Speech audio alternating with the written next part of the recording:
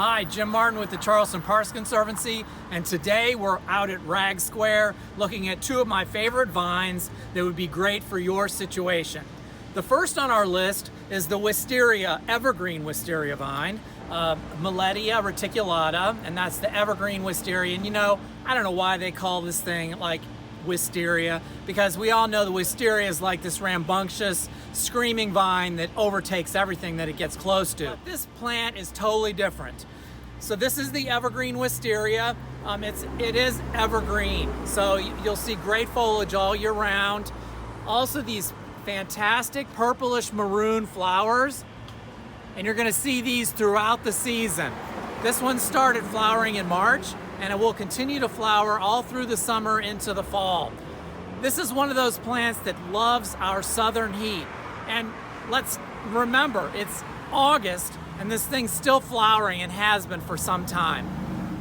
Not to mention, look at these beautiful pods hanging down on the Evergreen Wisteria. Here's number two of our favorites today. This is the butterfly vine, or Muscagnia macroptura, and which is not an easy name to say, as usual, these botanical names, but the butterfly vine is by far one of my favorite southern evergreen vines. And you can see the very petite flowers on this. This one started early in the season, flowering in March, and it has not stopped since.